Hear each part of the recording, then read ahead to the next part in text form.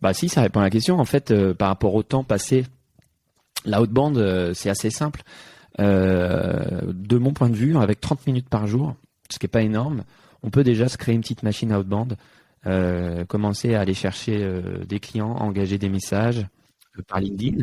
Ensuite, on va en parler, on va faire du multicanal, on va pouvoir commencer à coupler avec des emails et des appels. Alors les appels, je vois qu'il y en a à qui ça peut faire peur. Appeler un prospect, c'est pas seulement dans le sens d'appeler à froid et faire de la prospection téléphonique, hein, comme un standard, mais bien d'aller chercher à engager rapidement les gens par téléphone et de démystifier un petit peu, de s'enlever la pression un petit peu de la vente par rapport au téléphone. Mais je pense qu'avec déjà 30 minutes par jour, si ça peut répondre à ta question, André, tu peux te mettre en place une petite routine outbound, une petite machine outbound, euh, sans que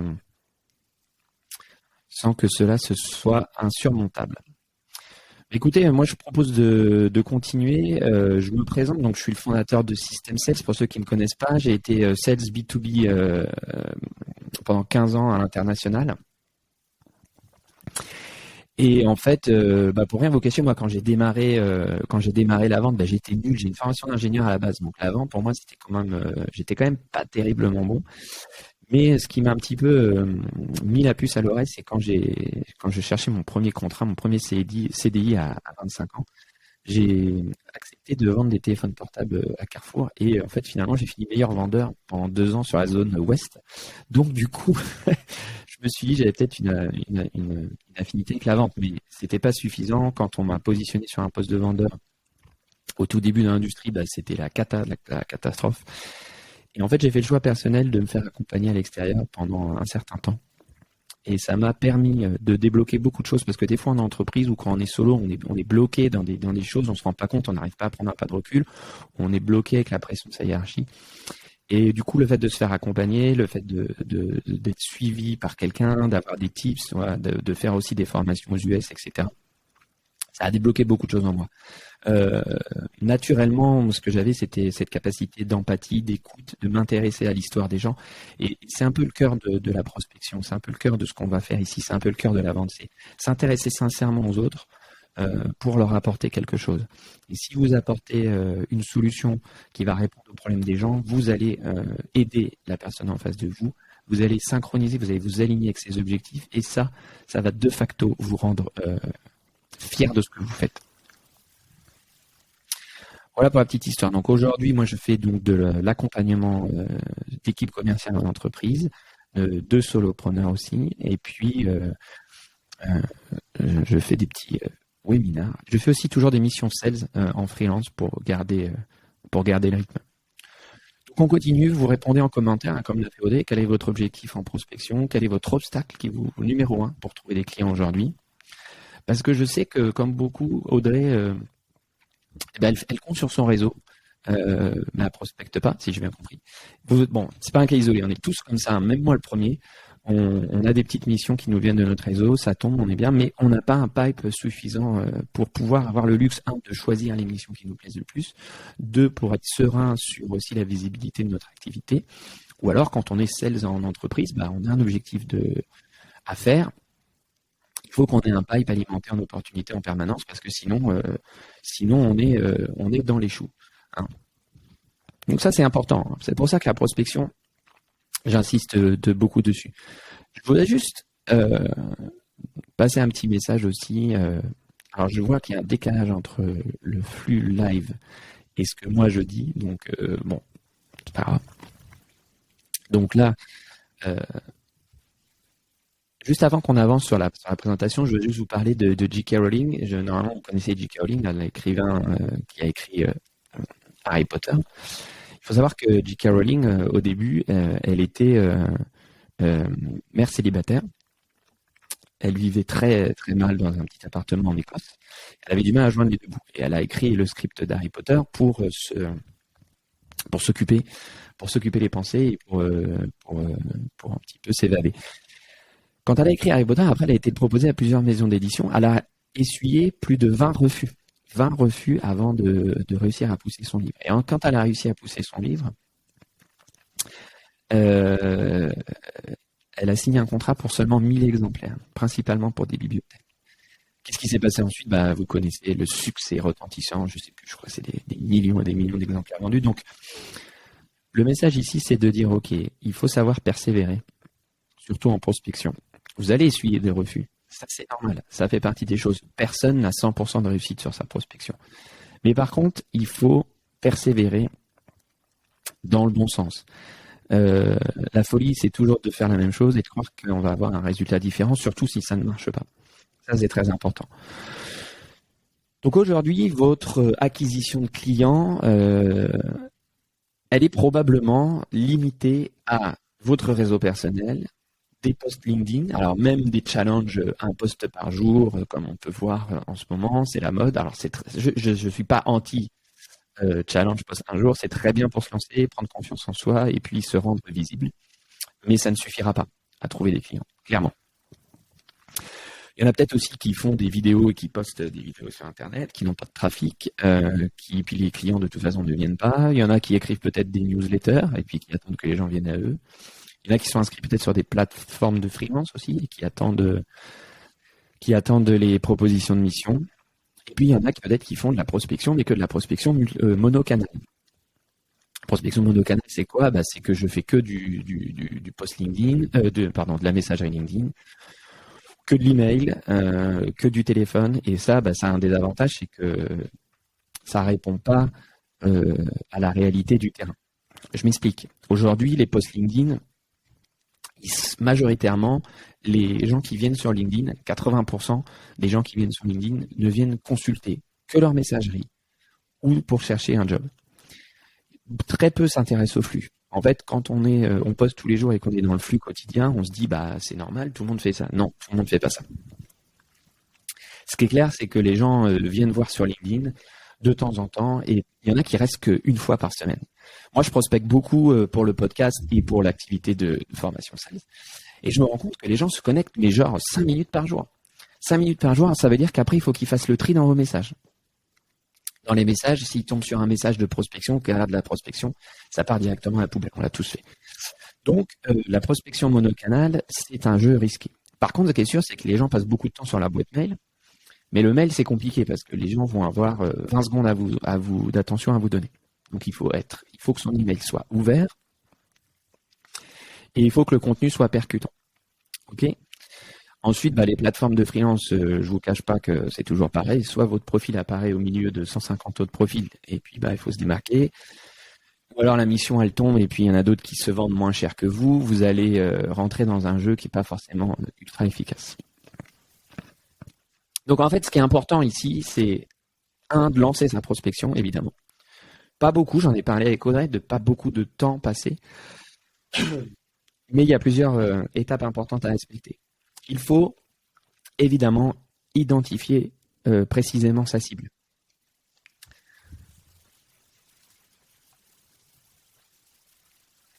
Je ne vais pas m'attarder sur la définition de l'ICP, l'Ideal Customer Profile, mais évidemment, c'est quelque chose qu'il faut bosser.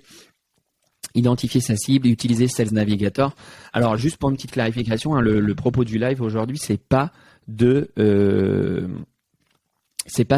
passer les outils de prospection. J'avais fait une autre masterclass là-dessus. Je vous donnerai le lien pour ceux qui s'intéressent. Vous me contactez en MP, vous m'envoyez un message. L'idée, c'est pas de balayer les outils. On fera des choses là-dessus un autre jour, mais donc vous identifiez Sales Navigator principalement ou LinkedIn tout simplement pour vous identifier. Ensuite, vous intéressez les gens.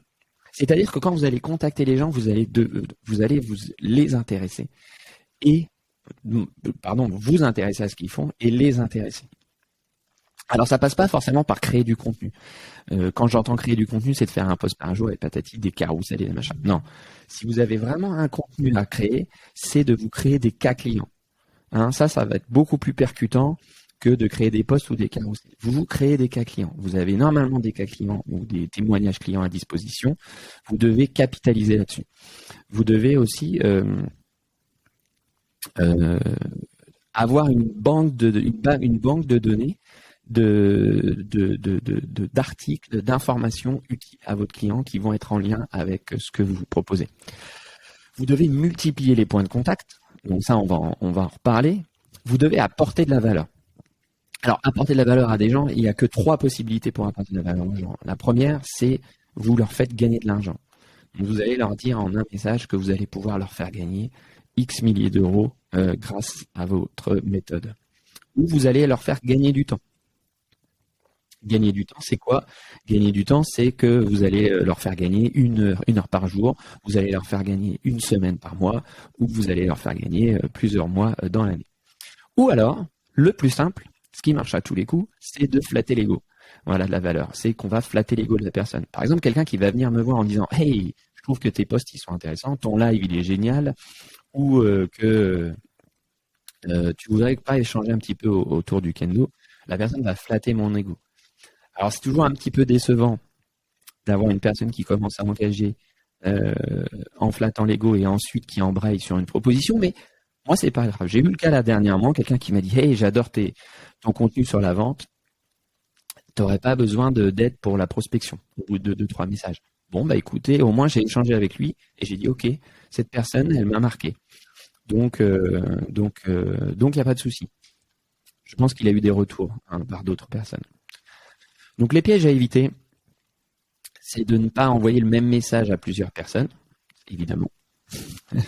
De pas envoyer, je recommence, de pas envoyer plusieurs fois le même message à la même personne. Ça me fait penser à l'anecdote. On ne peut pas tromper 1000 fois 1000 personnes, mais ne pas envoyer le même message plusieurs fois à la même personne. Donc, il est important de traquer son activité. Si vous travaillez à la mano, vous décidez de le faire à la main. Vous avez un tableau Excel avec vos personnes ou un outil CRM et vous dites, OK, tel jour j'ai envoyé un message, tel jour j'ai envoyé un message LinkedIn, tel jour j'ai envoyé un email. La personne vous répond, vous vous arrêtez. Ça, c'est à la main. Ou alors, vous allez utiliser des outils disponibles en ligne. Je passe un Lemlist, Wallaxy, Scali, il y a d'autres outils de prospection qui vont vous permettre, HubSpot tout simplement, qui vont vous permettre de sortir les gens de la boucle une fois qu'ils ont eu vos messages. Profitez aussi des différentes plateformes pour varier les messages. C'est-à-dire que un message LinkedIn, c'est pas un email. Un email, il peut être organisé de façon marketing, de façon promotionnelle, de façon prospective un peu plus classique. C'est-à-dire, je vais vous apporter de la valeur et vous mettez quelque chose dedans en lien à ça. Le message LinkedIn, c'est vraiment le but d'établir, c'est une discussion. Vous allez être sur un échange. Okay, mais à chaque fois, le but pour vous, c'est de sortir le plus rapidement possible de la plateforme. De sortir de la plateforme de mailing, de sortir de la plateforme LinkedIn, dès que vous avez l'occasion, proposer un appel. Et c'est là peut-être que certains vont être un petit peu bloqués, c'est de dire mince, il faut que j'appelle. Et on est tous comme ça. La personne va même parfois vous laisser votre téléphone et vous allez refuser d'engager le dialogue par procrastination ou par peur, etc. Donc c'est cette résistance-là qu'il faut bloquer, qu'il faut casser, pardon. Alors, comment on se différencie? C'est important avec tout le flux de messages qui arrive en permanence. C'est important de se différencier. Donc, plusieurs choses pour se différencier.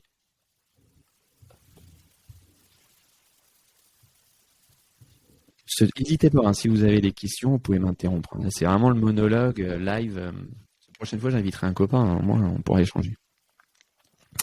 Donc les premiers mots, l'icebreaker. Alors ce qui est intéressant, c'est avec l'icebreaker, c'est là vous voyez tout ce que je vais vous dire, on va être vraiment sur des séquences plutôt presque ultra manuelles en fait.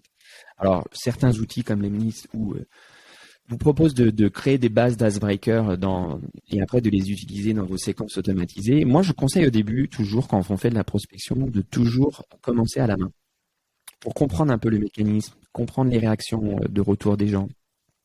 Et encore une fois, contacter 25 personnes par jour ou 20 personnes par jour ou 10 personnes par jour, c'est pas non plus hyper long. En plus, vous pouvez préparer un petit peu vos messages à l'avance, à des copier-coller, et puis ça vous évitera aussi peut-être d'être détecté comme bot. Donc, bon. Donc, l'icebreaker, ça veut dire que vous êtes allé voir un petit peu ce que fait la personne et que vous avez décidé de personnaliser votre phrase d'accroche. Donc, on évite d'écrire un email ou de commencer un message par coucou, moi c'est Mathieu de System Sales. Je veux dire, si la personne reçoit un message LinkedIn, elle voit bien que c'est Mathieu et elle voit bien que vous êtes de System Sales. Donc, Inutile de se représenter, juste un petit bonjour et de dire voilà, j'ai vu ton dernier post, j'ai vu ton dernier article, j'ai vu que vous recrutiez, comment ça se passe, quels sont et aller chercher de l'insight. Alors vous pouvez vous mettre en différents modes, hein. Vous pouvez vous mettre en mode interviewer, voilà, je me renseigne sur le marché, voilà, j'écris des articles, voilà. Mais voilà, je voudrais t'apporter un complément d'information sur ça. Voilà, est-ce que tu connais ce podcast?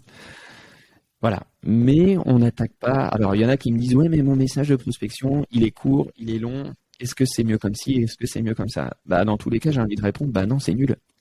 À partir du moment où c'est un message de prospection qui présente ton activité avec un lien, un Calendly, en première approche, c'est nul. Voilà. Donc, l'icebreaker, on peut l'utiliser en phrase d'accroche dans son email ou tout simplement dans l'objet de l'email. Hein, super ton article, super ton post, ça peut être un sujet de mail. C'est évident, l'icebreaker, mais très peu de personnes l'utilisent en fait. Quand vous regardez, en fait, on a tous envie de gagner du temps et finalement, on bascule tous dans l'automatisation. Et du coup, l'icebreaker passe à la trappe. Notre moyen de se différencier, c'est la vidéo. N'hésitez pas à faire de la vidéo. Hein, ça peut être pour trouver des candidats, ça peut être pour postuler à un job, ça peut être pour faire passer un message ou envoyer un petit coucou. La vidéo, c'est très simple à mettre en place. Alors c'est vrai que parfois les gens sont un peu surpris, ils vont recevoir une vidéo, ils disent que c'est cette personne qui m'envoie un truc, mais bon, en général, la curiosité prend le pas et on va regarder. Alors quand vous envoyez une vidéo, c'est très important, c'est d'être très dynamique, très avenant, faites soigner un petit peu le son, soignez la luminosité, soyez souriant, vous pouvez vous mettre debout. Donne de l'énergie, mais surtout ne soyez pas figé, ne soyez pas triste, envoyez pas une vidéo que vous avez enregistrée à l'arrache et de façon triste ou nette.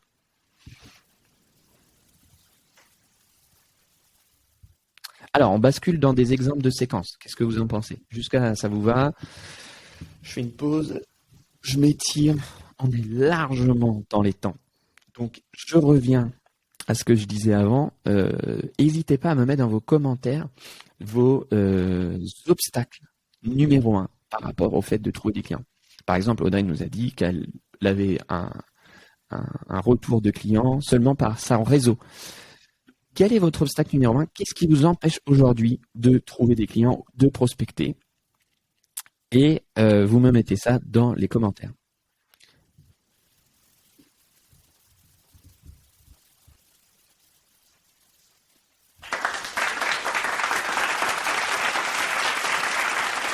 Voilà.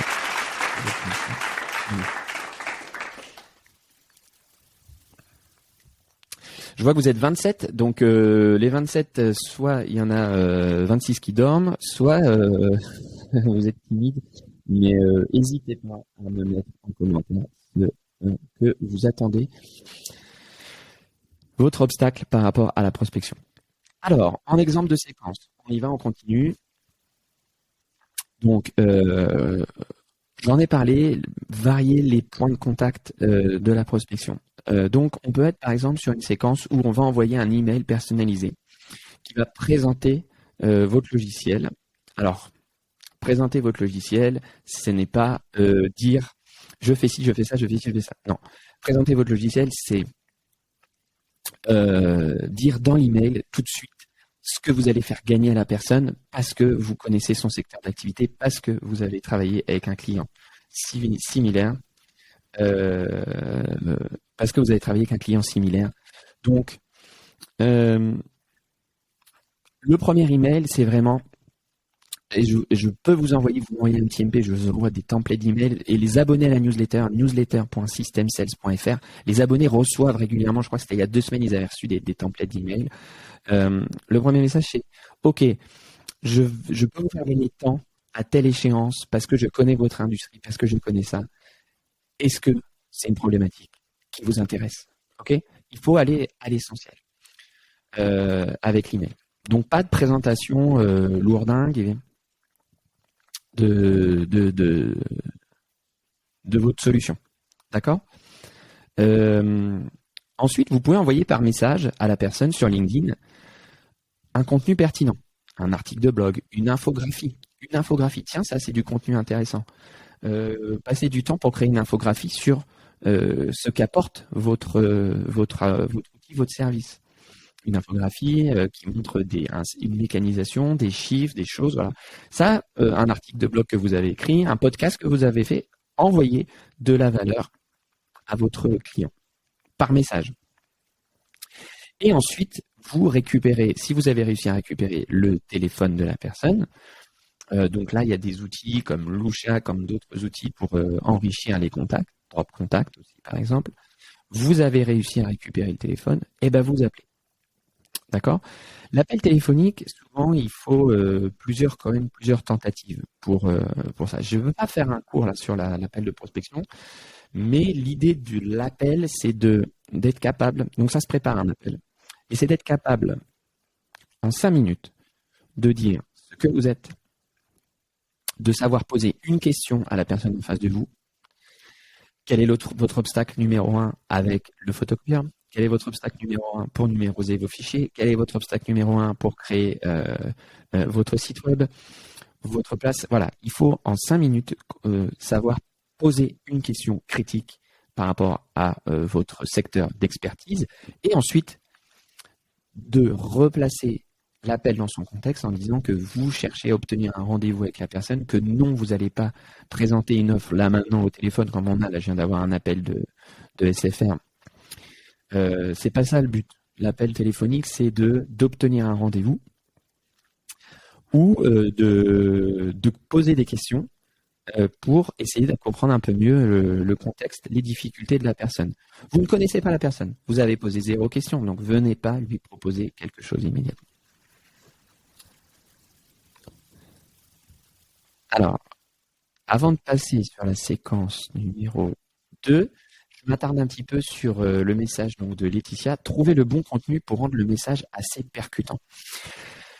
Encore une fois, le message, il est percutant parce que vous allez poser une question personnelle à la personne, vous allez vous intéresser à son histoire. Comme je l'ai dit, la dernière fois, j'ai mené des interviews par rapport à la prospection avec des gens qui avaient des problématiques. Ils me montraient des messages. C'est plutôt un message court, plutôt un message long pour présenter mon offre. Mais en fait, on ne présente pas son offre dans le premier message. Il faut oublier ça. Le premier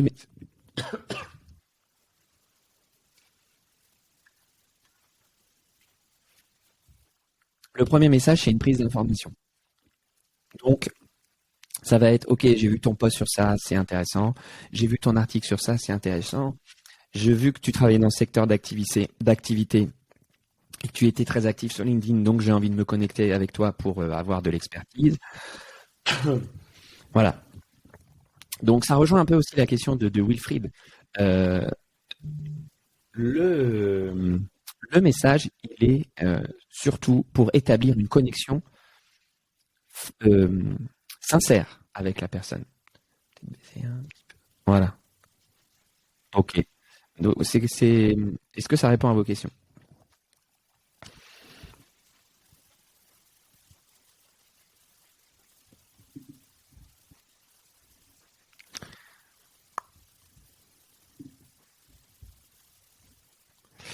Donc, je propose de passer à la séquence numéro 2 avec 8 points de contact. Alors, pourquoi 8 points de contact? On dit souvent 3 points de contact. Moi, je trouve l'inconvénient de la séquence à 3 points de contact, c'est qu'elle est un peu juste. En fait, la personne en face de vous, elle est dans le jus, elle est dans son quotidien. Et c'est très compliqué de capter son attention. Donc, on va avoir la possibilité... il faut multiplier les points de contact. Alors, on a un exemple ici, un peu plus pushy. Envoie un email. On repart toujours peut-être avec un envoi d'email ou ça peut être une visite de profil, une connexion LinkedIn. Les choses sont interchangeables entre elles. Ce qui est intéressant aussi, c'est peut-être de visiter les profils des personnes avant pour montrer que vous commencez à vous intéresser à elles. Donc, on a l'envoi d'un email, une infographie sur LinkedIn via un post et vous taguez la personne, par exemple, dans les commentaires. Ensuite, vous allez pouvoir envoyer un SMS pour assister à un webinaire. Alors, le webinaire, c'est vraiment puissant. On va en parler un petit peu après dans les astuces, mais un live LinkedIn, un webinar, c'est là que vous allez montrer votre expertise sans perdre trop de temps, parce que vous n'allez pas vous attarder sur une personne en particulier, vous allez attirer à vous des prospects non auxquels vous n'auriez peut-être pas pensé. Donc, inviter la personne à venir à un webinaire dans lequel vous allez apporter de la valeur. Ensuite, vous pouvez passer un appel, envoyer un email avec des témoignages clients. Voilà, c'est un autre contenu intéressant. Je vous ai dit, un cas client. Ensuite, vous allez vous connecter sur LinkedIn. Alors, vous pouvez mixer les séquences. On partage un article de blog. En fait, ce qu'il faut, c'est varier les contenus. Quand vous allez multiplier les points de contact, c'est envoyez pas le même message 10 fois d'affilée. J'ai une séquence toute prête qui est une séquence de 7 emails qu'on peut mixer avec des messages LinkedIn. Donc, je peux vous la passer, évidemment, pour ceux qui m'envoie un petit message. Mais en fait, l'idée, c'est de pas répéter son message, hein, de pas envoyer un message de LinkedIn qui va être le même que par email. Ça va être de profiter de ces échanges pour montrer votre expertise. Vous devez, vous faire connaître auprès de la personne en tant que spécialiste, et ensuite, après, éduquer le prospect. Si vous envoyez un livre blanc, si vous proposez du contenu, faites-le librement sur Internet. J'ai encore eu le cas où la personne fait un post en disant « je vais vous envoyer un document » et en fait, elle vous envoie un lien vers un formulaire avec 150 questions. Non, merci, quoi. Le gars, il t'a dit « t'as envoyé un truc gratos, t'envoies un truc gratos, mec. » Et en fait, c'est pas parce que la personne va s'inscrire que vous allez l'avoir dans votre base de données, que vous allez la recontacter, que ça va être réchauffé. Vous allez avoir plus d'interaction en donnant et en suivant un petit peu, tiens, je t'ai envoyé mon livre blanc, qu'est-ce que tu en as pensé, est-ce que, etc., avant le webinaire, de prendre contact avec les personnes. Tiens, qu'est-ce que tu attends du webinaire, quels sont les points que je pourrais traiter dans le webinaire qui pourraient t'intéresser. Voilà, c'est une bonne façon d'engager avec les personnes. Alors, quelques astuces pour réussir sa prospection multicanal. Utilisez la vidéo dans vos emails. On en a parlé. La vidéo, c'est quand même assez puissant. Donc, il y a plusieurs outils qui existent. Il y a Loom, Komodo, Vimeo. Je pense qu'on peut varier. On peut même mettre sa vidéo sur YouTube. Mais la pastille vidéo, ça reste quand même quelque chose d'assez puissant pour personnaliser. Il n'y a pas beaucoup de gens qui sont à l'aise à la vidéo, en fait. Ça vous démarque tout de suite. Il n'y a pas beaucoup de gens qui prennent la parole lors d'un webinaire, qui osent parler face caméra, dans un micro. Donc, ça vous différencie tout de suite. Après, la vidéo, ça peut être aussi une vidéo promotionnelle. Et si c'est une vidéo promotionnelle, il faut qu'elle soit très percutante. Il faut qu'en 10 secondes de vidéo, on voit le bénéfice que ça apporte à votre client. D'accord ? Ensuite, la méthode du social listening. C'est des choses qu'on ne pense pas assez à faire, mais c'est d'aller péter l'incruste, en gros, dans des groupes de discussion. Des groupes de discussion Facebook, des groupes de discussion LinkedIn, des événements LinkedIn qui ne sont pas les vôtres. Vous allez voir un peu les gens qui posent des questions et vous allez pouvoir les intercepter. Donc, en fait, finalement, on pense créer du contenu, c'est faire des posts. Il suffit tout simplement d'aller squatter les posts des autres, d'aller donner de la valeur. Et puis, si vous ne savez pas quoi répondre à un post, mais que vous avez des idées,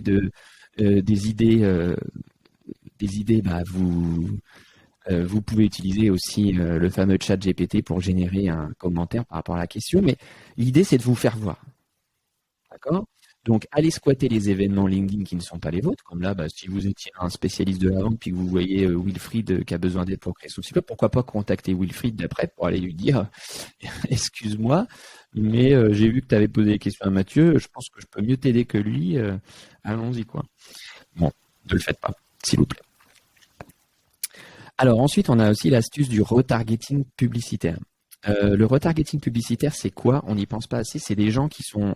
si vous avez installé un tracker, le tracker Meta, le tracker Facebook sur votre site web et que vous avez des visites régulières sur votre site web parce que vous avez un livre blanc, parce que vous avez des lignes magnétiques, parce que vous avez créé du contenu et qu'il y a un bon trafic sur votre site, et c'est le tracker Facebook, il a enregistré tout ce trafic-là. Et ben en fait, vous pouvez créer des pubs qui s'adressent qu'à un public qui a visité votre site web, par exemple. Et là, la pub Facebook peut être de partager une nouvelle infographie, d'apporter une nouvelle valeur. La pub Facebook, ça peut être justement une vidéo de vous qui explique un point particulier. Donc c'est quelque chose qu'on n'utilise pas assez, la publicité Facebook. Alors vous voyez souvent, si vous allez sur Facebook, vous voyez beaucoup de pubs. Beaucoup de pubs similaires. Alors il y en a qui l'utilisent mal. Il y a aussi des espèces de... Bon, je vais pas m'égarer là-dessus, mais ça reste quand même un bon canal d'acquisition. Moi, je fais beaucoup d'acquisitions grâce à Facebook, des gens qui téléchargent mon lead magnet et qui ensuite intègrent ma newsletter, qui restent abonnés parce que j'apporte de la valeur. Donc Facebook reste Meta Ads, reste un bon canal d'acquisition. Ça peut être du Google Ads, etc. Pensez à ça. Les événements virtuels, alors moi, c'est vraiment préféré. J'ai remarqué vraiment la différence. L'année dernière, octobre, novembre, décembre, j'ai fait des lives et j'avais de l'interaction avec les gens, ça se connectait, j'avais des leads. J'ai arrêté pendant 2 mois pour me concentrer sur d'autres choses. Et là, je reprends depuis un mois et on sent qu'il y a vraiment une différence, il y a une traction. Les gens, ils apprennent à vous connaître, ils s'habituent à vous voir, vous apportez de la valeur, vous créez de l'interaction. C'est vraiment, allez-y, les événements virtuels, franchement, c'est plus percutant que de créer un post. Alors évidemment, ça demande un peu de travail pour faire de la promotion de l'événement. Et vous n'allez pas le regretter. Alors j'adore le point 5, j'ai trouvé ça sur internet, c'est la gamification pour susciter de l'engagement. Vous allez envoyer une séquence, messages, emails, etc.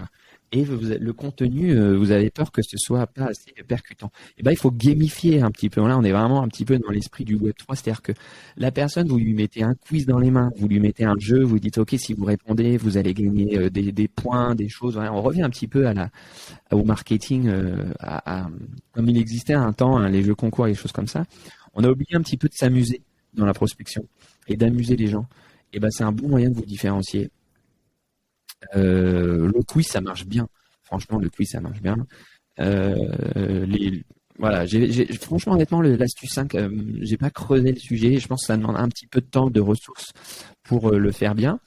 Mais si vous êtes des gens, si vous avez de l'imagination, si vous avez des gens à côté de vous qui travaillent, des collaborateurs, je pense que ça peut être vraiment, vraiment quelque chose de facile à mettre en œuvre. Et si vous pouvez coupler ça avec une stratégie de NFT, de Web3, il y a des plateformes hyper simples à utiliser maintenant, banco, hein, vous allez vous amuser. Alors, la dernière astuce secrète qui fonctionne vraiment, alors si vous êtes en entreprise, c'est plus facile, mais c'est la prospection en équipe. La prospection en équipe, ça vous permet de vous motiver. Alors, quand vous êtes solo, vous allez me dire, je ne peux pas, vous vous regroupez avec des solos qui sont dans le même cas que vous, dans un coworking, ou on va en parler après.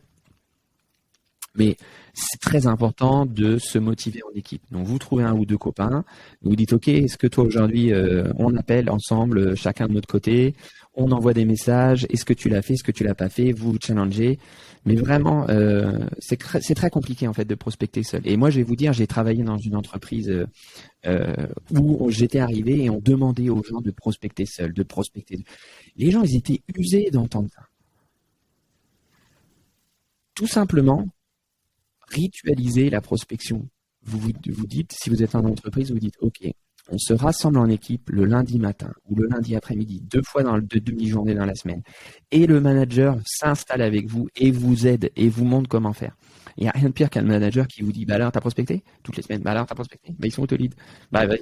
Et qui ne montre pas l'exemple. Quand on est solo, c'est plus compliqué. Donc du coup, moi j'ai imaginé un peu j'ai imaginé de mettre ça en place, ce que je fais en entreprise, cette prospection d'équipe, cette formation, je l'ai imaginé sous la forme d'un bootcamp. Le bootcamp, c'est le bootcamp prospection express. En fait, l'idée c'est de lancer sa prospection ensemble. Donc moi je jouerai le jeu, je participerai avec vous parce que des fois tout seul je prospecte pas assez, donc je me mets dans le même sac que vous. Mais donc l'idée c'est de créer un groupe et de se lancer dans la prospection ensemble. Donc, on va se motiver j'étale ça sur 6 semaines. Donc, on va avoir une masterclass sur les outils de prospection. Donc, on aura un invité un ou deux invités sur les outils de prospection dont je veux parler qui va venir nous détailler comment on peut organiser grâce à un outil sa prospection. Ensuite, on fera 4 lives ensemble. Et les lives, ce sera pas des lives rébarbatifs, ce sera pas 1 heure et demie de théorique, mais ce sera vraiment des lives où pendant 40 minutes, on va parler comment on peut optimiser sa prospection LinkedIn, sa prospection par email, sa prospection téléphonique.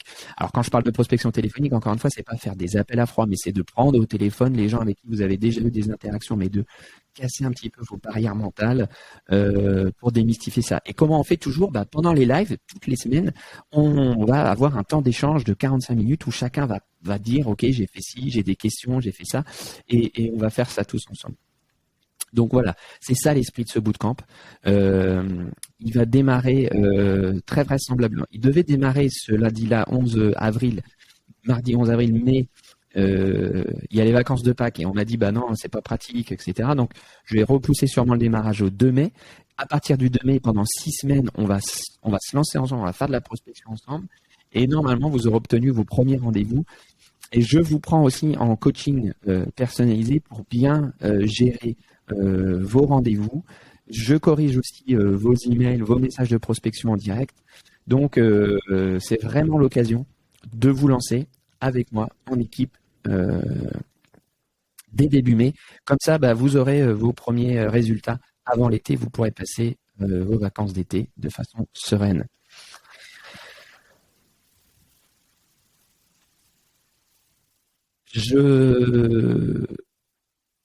C'est le moment d'échanger. Encore une fois, je vois que vous êtes toujours 26 participants et j'ai eu 3 intervenants. Donc, posez vos questions. Posez vos questions. Quel est l'obstacle numéro 1 qui vous empêche de trouver des clients aujourd'hui? Si vous avez peur de poser les questions devant tout le monde, ça va être compliqué d'aller prospecter. Je dis ça pour ceux qui hésitent à mettre un message.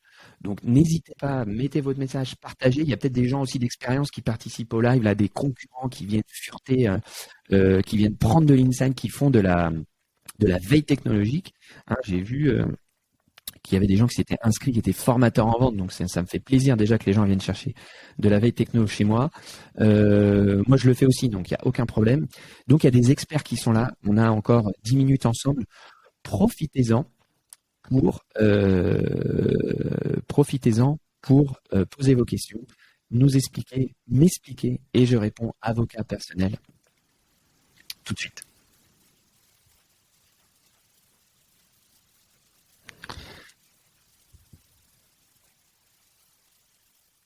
Alors Audrey, c'est intéressant ta question parce que est-ce que tu ressens le besoin de prospecter? Je pense que oui, parce que tu es là. Donc tu ressens que tu as un besoin pour enrichir ton volume de clients potentiels, mais ce n'est pas ta priorité et tu as un manque de temps. Donc c'est assez rigolo. Je ne sais pas comment, comment tu emboîtes les choses ensemble.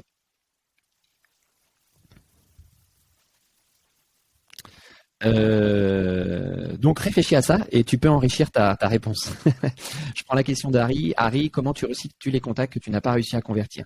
Alors les contacts que tu n'as pas réussi à convertir, c'est très important de les garder et de les nurturer avec du contenu régulier. Donc, tu n'as pas réussi à les closer sur ton cycle de prospection de 1 ou 2 semaines ou 3 semaines. Tu les gardes au chaud, tu leur envoies un contenu plus régulier. Et puis, 2-3 mois après, tu vérifies toujours 2-3 mois après, tu peux les réengager dans une séquence de prospection évidemment différente de la première. Les inviter à un live. Il y a des gens qui vont, toi dans la séquence de webinaire, si tu fais un webinaire tous les mois, tu vas avoir des gens qui vont se connecter sur le premier webinaire, d'autres qui vont pas venir, qui vont faire un suivi d'après parce qu'ils vont avoir commencé à te connaître. Donc le nurturing des contacts. Il y a des gens, moi j'ai signé des gens en coaching, des sales en solo dans leur entreprise qui m'ont pris en coaching parce qu'ils voulaient évoluer au sein de leur entreprise. Qui m'ont observé entre guillemets pendant 6 mois sur ma newsletter, tu vois. Donc, dans le milieu B2B et dans le professionnel, ça fonctionne aussi. Les gens, ils vont suivre ton contenu, ils vont s'intéresser à ce que tu fais. Et au moment où ils vont avoir le besoin, où le besoin va devenir urgent chez eux, si tu n'es pas présent dans leur esprit, tu peux rater le tempo. Salut, salut Flavie, oui. Flavie, elle est juste venue gratter le replay.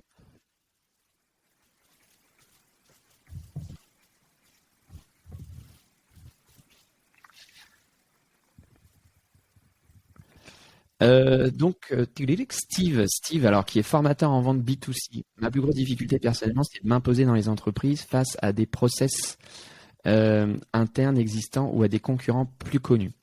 Alors en fait, par rapport à ça, on a un peu la même problématique, c'est-à-dire qu'on a des acteurs sur le marché qui sont très présents en contenu, mais ou en prospection, mais qui ont un inconvénient, c'est que les gens qui prospectent ne sont pas ceux qui font les formations. Donc en gros, ils n'incarnent pas leur offre. Donc ça, c'est un avantage pour les formateurs individuels, c'est d'imposer leur image, leur personal branding, pour que les gens, en fait, quand ils font appel à toi, au final, ils savent que c'est toi qui vas exécuter et ils vont apprécier ça. Donc, j'échange pas mal avec Olivier Guérin à ce sujet. Et Olivier, c'est typiquement cette approche-là qui l'a fait exploser sur le marché. C'est-à-dire que face à d'autres formateurs, on ne va pas citer ici, lui, en fait, les gens, maintenant, ils viennent chercher Olivier. Donc,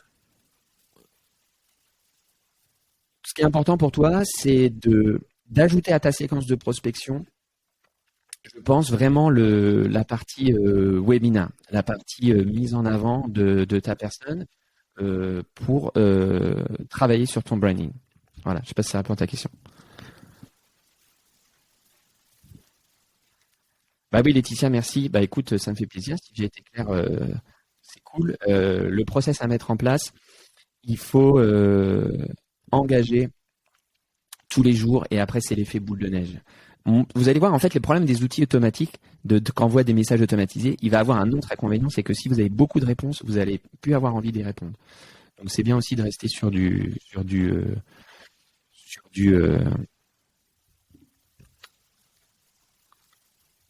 personnalisé. Ah, merci Audrey, écoute, c'est super sympa. Hop. Alors, Joe, j'ai rejoint avec quelques minutes, désolé, mesdames, si ma question a déjà été traitée, freelance en com. Ma principale difficulté réside dans la recherche des emails de mes clients potentiels. Aussi, je n'utilise que LinkedIn. Comment faire pour récupérer un max d'adresses email afin de m'aider l'emailing? Et ben en fait, quand tu fais une extraction de Sales Navigator ou d'une recherche LinkedIn classique, tu as des outils de prospection comme Scali ou Wallaxy, Lemlist qui vont enrichir ces données avec un numéro de téléphone et une adresse email ou drop contact.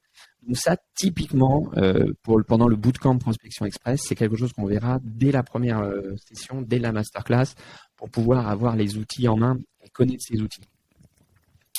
Mais en gros, quand tu charges une liste dans Scali ou dans Wallaxy ou dans Lemlist ou dans HubSpot, tu peux faire alors non, Scali fait l'enrichissement directement.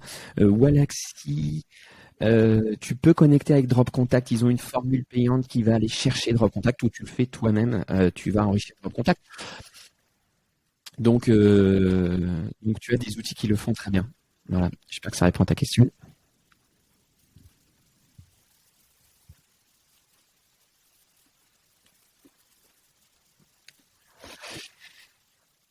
Donc je vous ai mis le lien pour ceux qui ne sont pas abonnés, mais normalement il y en a déjà beaucoup qui le sont. Donc abonnez-vous à la newsletter System Sales évidemment.